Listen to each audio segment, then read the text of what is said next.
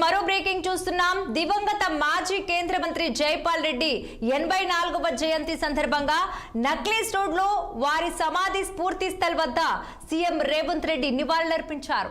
ఈ కార్యక్రమంలో మంత్రులు పొంగులేటి శ్రీనివాసరెడ్డి, పొన్నం ప్రభాకర్, జూపల్లి కృష్ణారావు, ప్రభుత్వ సలహాదారు వేం నరేందర్ రెడ్డి, ఎంపీలు, ఎమ్మెల్యేలు, ఎమ్మెల్సీలు, జైపాల్ రెడ్డి కుటుంబ సభ్యులు హాజరయ్యారు. ఇక ఈ అంశానికి సంబంధించి మరింత సమాచారం అందించేందుకు మా ప్రతినిధి కృష్ణహరి ఫోన్ లైన్ లో సిద్ధంగా ఉన్నారు. కృష్ణహరి, చెప్పండి, దివంగత మాజీ కేంద్ర మంత్రి జైపాల్ రెడ్డి 84వ జయంతి సందర్భంగా నక్లెస్ రోడ్ లో వారి సమాధి వద్ద ఇక స్ఫూర్తి స్థల్ వద్ద సీఎం రేవంత్ రెడ్డి నివాళులర్పించారు. ఎవరెవరు పాల్గొన్నారు? పూర్తి డీటెయిల్స్ ఏంటి?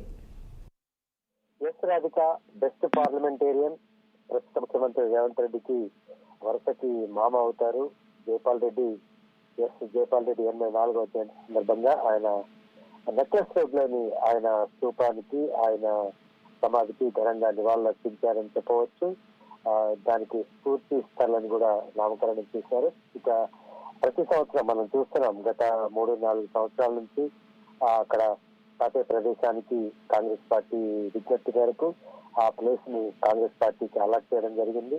అక్కడ జైపాల్ రెడ్డికి కూడా ఆ ప్లేస్ ని అలాట్ చేయడం జరిగింది. అక్కడ ఇక స్ఫూర్తి స్థలం అని చెప్పి జైపాల్ రెడ్డి పేరు మీద దాన్ని నివాళులర్పించడం జరుగుతుంది. అదే ఆనవాయితీగా ఈ రోజు కూడా 84వ జయంతి సందర్భంగా జైపాల్ రెడ్డి సమాధి వద్ద ముఖ్యమంత్రి రేవంత్ రెడ్డి ఘనంగా నివాళులర్పించారు. ఇటు కుటుంబ సభ్యులు కూడా ఈ కార్యక్రమంలో పాల్గొన్నారు. అట్లాగే అధికారిక కార్యక్రమం కాబట్టి మంత్రులు, ఎమ్మెల్సీలు, కొంతమంది ప్రభుత్వ సలహాదారులు కూడా ఈ కార్యక్రమంలో పాల్గొన్నారు. ఇక ఘనంగా నివాళులర్పించిన సందర్భం దేశానికి పార్లమెంట్ లో జైపాల్ రెడ్డి చేసిన సేవలను ఈ సందర్భంగా ముఖ్యమంత్రి కొనియాడడం జరిగింది.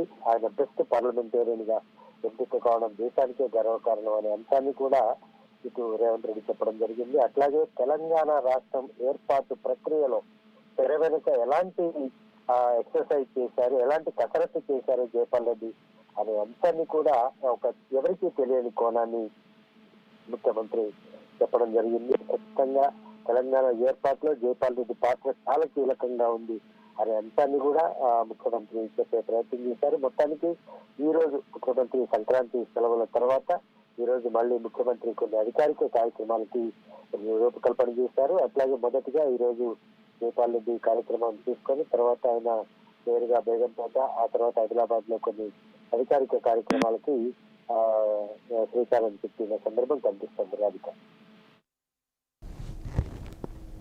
Right, thanks for the updates Krishnahari.